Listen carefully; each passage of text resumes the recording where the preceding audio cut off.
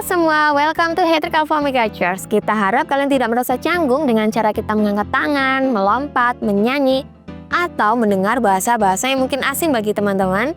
Karena kami percaya bahwa lagu dapat membangkitkan iman dan itu merupakan ekspresi kita mengasihi Tuhan. Alpha Omega Church adalah tempat untuk orang yang tidak sempurna. Jadi kalau di antara kalian ada yang punya kawan atau keluarga yang tidak sempurna, kalian bisa ajak mereka untuk bersama-sama terhubung lewat ibadah online ataupun hadir di ibadah onsite. Di Alpha Omega Church, kita berusaha membangun suasana yang antusias dan semarak dalam setiap ibadah, baik onsite maupun online. Sehingga kita sangat mengajak teman-teman untuk berpartisipasi dan responsif dalam ibadah ini. Feel free untuk ikut bertepuk tangan, mengangkat tangan, tersenyum, dan menikmati apa yang sedang berlangsung. Berikut ini beberapa informasi yang baik untuk kita perhatikan. Ibadah raya setiap hari Minggu di 2 kali ibadah jam 8 dan jam 10 pagi. Ajak keluarga, kawan, dan saudara kita untuk ibadah bersama-sama ya. Teens online service bisa diakses setiap hari Minggu jam 7 pagi di Alpha Omega Church. Kalian bisa like, komen, share link kepada kawan dan saudara kalian. AOC Family di hari Minggu 1 Februari 2026 kita akan mengadakan special Sunday service bersama Pastor Tamara Geraldine. Ibadah ini akan menjadi waktu yang penuh dengan hadirat Tuhan, firman yang menguatkan dan worship yang memberkati. Jangan lewatkan kesempatan ini, ajak keluarga, teman, dan orang-orang terdekatmu untuk bersama-sama beribadah dan bertemu di dalam iman. See you there! Itu saja pengumuman yang bisa aku sampaikan. Enjoy the rest of the service. God bless you. Halo guys, welcome to AOC Teen Online Service. Siapa di sini yang pernah posting di sosial media? Boleh? Ketik di kolom komentar, aku pernah posting di sosial media, entah itu Instagram, WhatsApp, mungkin di status WhatsApp kalian, Threads, atau Facebook. Yang pernah, boleh ketik di kolom komentar, saya pernah posting di sosial media. Oke, kalau kita posting sesuatu di sosial media, biasanya kita memilih postingan yang paling bagus, bener nggak? Mau kalian itu cewek atau cowok, kita pasti pilih postingan yang paling bagus. Contoh nih, dari kita foto di satu tempat, di satu spot yang sama, foto 100 kali. Kita akan pilih satu foto yang paling bagus, paling kelihatan kurus, mukanya paling tirus, ya kan? Posenya paling bagus. Terus tempatnya juga yang spotnya paling bagus, mungkin ada burung lewat atau apa, ya kan? Moodnya paling dapet, ya kan? Kita milih yang paling bagus buat di-post. Setuju atau enggak? Kalau misalnya kita nggak dapet nih yang terbaik yang mau kita post, biasanya kita ngelakuin ini. Kita edit foto kita. Contoh, buat yang cewek-cewek nih, kita tirus-tirusin, kita kecil-kecilin, warnanya kita ganti, ya kan? Yang membuat foto itu menjadi cantik untuk di-post. Bener atau enggak? Buat yang laki-laki mungkin paling gampang pakai filter. Supaya yang cowok semakin kelihatan sangar, semakin kelihatan laki, ya kan? Dan yang cewek kelihatan lebih cantik, gitu kan? Ada yang pernah ngelakuin ini enggak? Kalau ada, tulis lagi di kolom komentar. Ada. Jujur aku juga pernah ngelakuin itu ya. Tapi ini bukan cuma soal kontenmu, tapi ini tentang kehidupanmu. Katakan bersama-sama kehidupanmu. Kita hidup di zaman dimana semua orang bisa kelihatan baik. Kita bisa kelihatan bagus, bisa kelihatan sempurna, bahkan kita bisa kelihatan rohani. Kita bisa aja posting ayat di bio kita, God first. Wih, taruh ayat yang rohani banget, ya kan? Kita juga bisa doa kita taruh di caption. Wih, semoga 2026 kita jadi lebih baik. Resolusi 2026, semoga lalalala. Kita nggak tahu mau ngeposting apa, tapi doa-doa kita jadikan caption kita. Atau kita tulis iman kita di bio kita, I believe in God's miracle. Ada yang pernah ngelakuin nggak? Wih, rohani banget ya. Salah atau nggak kita ngelakuin itu? Nggak salah. Nggak bilang kok posting tentang kerohanian di sosial media itu salah. Tapi ada satu hal yang nggak bisa diedit, nggak bisa difilter, dan tidak bisa dihapus, yaitu hidup kita. Katakan bersama-sama, hidup kita. Orang mungkin dengar apa yang kita katakan tentang Tuhan, tapi mereka juga melihat loh bagaimana kita hidup sehari-hari. Hari ini kita mau jujur sama diri kita sendiri, kita mau tanyakan ke diri kita sendiri, apakah hidupku benar-benar mencerminkan apa yang aku percayai. Nah, poin yang pertama, iman itu dijalani. Katakan bersama-sama, iman itu dijalani. Just do it, kalau kata Nike ya. Alkitab sangat jelas soal ini. Yakobus 1 ayat yang ke-22, kita buka bersama-sama. Yakobus 1 ayat yang ke-22. Kalau sudah dapat katakan yes. Kita baca bersama-sama. Tetapi hendaklah kamu menjadi pelaku firman, bukan hanya pendengar saja. Artinya apa? Iman Kristen bukan cuma soal tahu ayat, tapi melakukan firman. Just do it. Hey, Tuhan gak mau kita cuma tahu loh tentang firman. Gak mau kita tuh manusia yang cuma bisa ngerti, tapi Tuhan mau kita tuh gerak. Just do it. Iman tanpa tindakan itu kayak gini. Kita nyalain GPS. Semua pernah dong pakai GPS? Pernah ya? Pernah. Tapi ketika kita nyalain GPS, kita tetap nyasar karena kita nggak mau ikutin arahan GPS ini. Ada nggak yang pernah ngalamin? Kita nyalain GPS, terus kita tidak memperhatikan arahan GPS ini. Nextnya mau belok kemana? Tahu-tahu waktu disuruh belok ke kiri, nah kita salah ambil jalur. Akhirnya kita nggak bisa belok tuh. Akhirnya GPS-nya reroute lagi, yang harusnya 15 menit sampai, kita nyasar sampai 30 menit, kena macet. Misal, set GPS ke gereja, tapi kita mampir ke minimarket. Jajan dulu, belanja dulu, beli minum, beli cemilan. GPS-nya bunyi terus. Turn left, turn right, go straight. Tapi kita abaikan keasikan belanja. Loh, angel wes. Kalau kata orang Surabaya, angel wes. Susah. Kita lihat bersama-sama di Yakobus 2 ayat yang ke-17. Kita buka bersama-sama Yakobus 2 ayat yang ke-17. Demikian juga halnya dengan iman. Jika iman itu tidak disertai perbuatan, maka iman itu pada hakikatnya adalah mati. Iman jika tidak disertai dengan perbuatan, pada hakikatnya adalah mati. Nah, contoh nih, aku di sini ada pegang satu benda. Percaya nggak kalian? Kalau ini namanya senter, benda ini namanya senter. Percaya nggak kalian? Yes, senter itu ada ya kan, di dunia ini ada orang yang menciptakan senter ya kan. Tapi percaya nggak kalau ini tuh senter?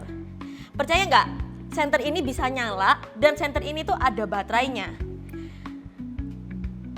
Nggak tahu ya, ini beneran senter atau enggak ya? Kita nggak tahu. Tapi gini, ketika ruangan ini dimatikan, percaya nggak kalian kalau aku tetap ngomong ini adalah senter? Nggak percaya kan?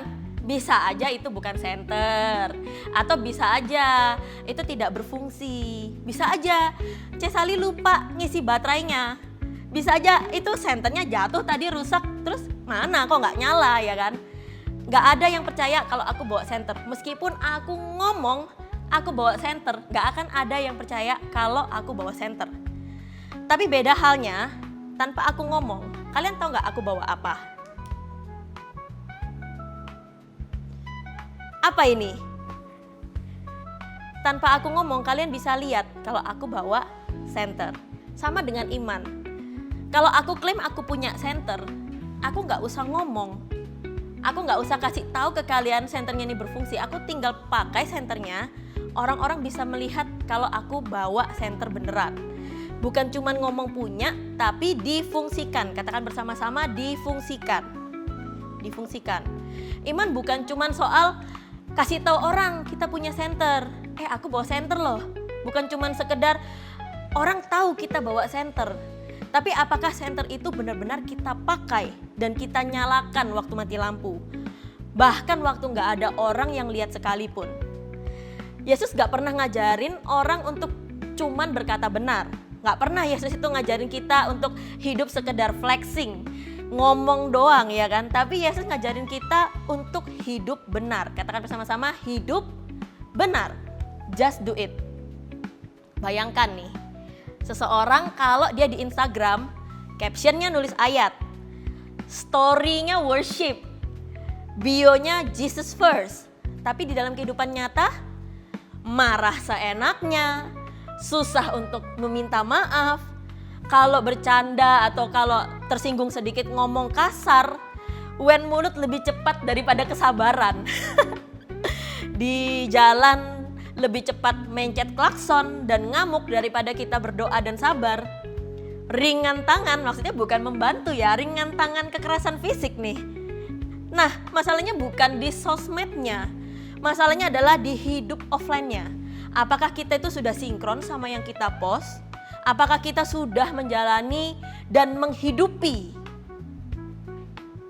Matius 7 ayat yang ke-16. Dari buahnya lah kamu akan mengenal mereka. Dapatkah orang memetik buah anggur dari semak duri atau buah ara dari rumput duri? Bukan dari captionnya, bukan dari postingannya, tapi dari buah hidupnya. Katakan bersama-sama, dari buah hidupnya. Just do it. Poin yang kedua, Tuhan lihat backstage. Katakan bersama-sama, Tuhan lihat backstage. Kita sering fokus sama panggungnya. Kita suka panggungnya, benar nggak? Panggung itu apa sih? Kehidupan kita waktu di gereja. Oh, kalau kita penyembahan, angkat tangan, nyanyi suara paling kenceng. Di depan orang mungkin, di sekolah, di kuliah, di tempat kerja. Mulut ini apa? Wih, dikit-dikit firman Tuhan, dikit-dikit ayat ABC. Saat semua orang lihat kita, itu adalah panggung kita. Tapi Tuhan sering bekerja di mana sih? Di backstage kita loh ternyata. Saat kamu lagi sendirian, saat keuangan kita mungkin lagi menipis, saat mungkin kita lagi kecewa, lagi capek, banyak masalah, saat gak ada yang nonton, mungkin pas kesabaran kita lagi diuji, entah itu kita waktu di tempat kerja kita atau kita di rumah kita, saat kesabaran kita lagi diuji, gimana sih respon kita? 1 Samuel 16 ayat yang ke-7, di situ dikatakan apa? Manusia melihat apa yang di depan mata, tetapi Tuhan melihat hati. Iman sejati kelihatan bukan saat semua berjalan lancar, tetapi saat hidup kita lagi ribet, saat gak ada yang lihat nih, dan kamu tetap memilih hidup benar. Katakan bersama-sama, just do it. Ketik di kolom komentar, just do it. Nah, pertanyaannya sekarang bukan selesai dari nonton ini, apa nih yang harus aku posting? Aku dapat apa nih dari nonton ini? No, tapi apa yang harus aku lakukan? What can I do? Yang pertama yang bisa kita lakukan adalah mulai dari hal kecil. Katakan bersama-sama, mulai dari hal kecil. Iman bukan cuman soal perubahan besar langsung terjadi. Iman itu sering dimulai dari ketika kita bisa jujur saat ada kesempatan kita berbohong. Dalam hal apapun. Kita jujur nih, contoh OTW mau lu di mana sekarang? Kamu lagi di mana sekarang? OTW padahal lagi di kamar. Bohong. Tapi kita memilih untuk apa? Jujur. Sorry, aku barusan selesai urusan. Ngomong jujur sesuai dengan keadaan. Mengampuni saat egonya kepingin menang. Misalnya lagi bertengkar sama saudara, atau mungkin sama orang tua. Saudaraku nih loh hari ini, mamaku ini loh hari ini. Tapi loh temenku ini loh, bencek nopol, dia ini udah tahu salah lalalah. Nah, kita belajar apa? Mengampuni saat ego kita itu kepingin menang. Ini, yang lainnya harus sabar meskipun mau meledak. Ingat, Tuhan aja sabar loh sama kita yang begini nih. Masa kita gak sabar sama orang lain yang ada di sekitar kita? Mengaku salah meskipun kita gengsi. Yang dulunya, kalau udah salah ya kan, ngebantah, ngotot, cari alasan. Sekarang waktunya kita mengakui loh kalau kita salah. Tetap melakukan yang benar, bahkan saat gak ada orang yang lihat. Terjadi perubahan hidup meskipun itu kecil. Just do it. Kita lihat sama-sama di Lukas 16 ayat yang ke-10. Barang siapa setia dalam perkara kecil, ia setia juga dalam perkara besar. Dan barang siapa ia tidak benar dalam perkara kecil, ia juga tidak benar dalam perkara-perkara besar. Poin yang kedua yang bisa kita lakukan adalah hidup konsisten. bukan sempurna. Katakan bersama-sama, hidup konsisten bukan sempurna. Tuhan gak cari anak muda yang sempurna. Kalau Tuhan cari yang sempurna, berarti kita semua auto gagal, termasuk saya. Tuhan cari yang gimana? Tuhan cari yang mau semakin hari semakin serupa dengan Tuhan. Artinya apa? Yang mau ngalamin perubahan hidup. Tuhan mau cari yang mau. Contoh, jatuh, bukan dia makin terpuruk, tapi dia bangun. Salah, bukan dia ngeles, tapi dia bertobat. Capek, bukan dia menjauh, tapi dia datang ke Tuhan. Itu yang Tuhan cari. Amsal 24 ayat yang ke-16. Sebab 7 kali orang benar jatuh, maka ia bangun kembali. Tetapi orang fasik akan roboh dalam bencana. Orang benar jatuh 7 kali, tapi dia bangun kembali. Itu yang Tuhan cari. Nah, yang ketiga yang bisa kita lakukan, jadikan hidupmu kesaksian. Katakan bersama-sama, jadikan hidupmu kesaksian. Mungkin kamu bukan pendeta, mungkin kamu juga bukan singer, bukan worship leader, bukan seseorang yang tampil di depan panggung. Tapi hidupmu bisa loh jadi khotbah berjalan tanpa mic, tanpa sound system, dan tanpa disorot sama kamera. 1 Yohanes 3 ayat yang ke-18. Kita baca bersama-sama. Anak-anakku, marilah kita mengasihi bukan dengan perkataan atau lidah, tetapi dengan perbuatan dan dalam kebenaran. Jadikan hidup kita menjadi kesaksian untuk memuliakan nama Tuhan. Just do it. Katakan bersama-sama, just do it. Ketik lagi dong di kolom komentar, just do it. Nah, hari ini jadi kita belajar apa nih? Hari ini kita diingatkan satu hal sederhana, tetapi dalam, yaitu hidupmu adalah khotbahmu. Katakan bersama-sama, hidupmu adalah khotbahmu. Orang mungkin lupa dengan ayat yang kamu share, tapi mereka akan ingat cara kamu bersikap, cara kamu bereaksi, cara kamu mengasihi, cara kamu hidup. Iman sejati bukan untuk ditonton, bukan cuman untuk pamer.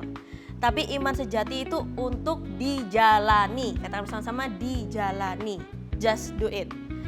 Jadi bukan soal seberapa rohani aku terlihat, tetapi seberapa nyata Kristus hidup di dalam aku.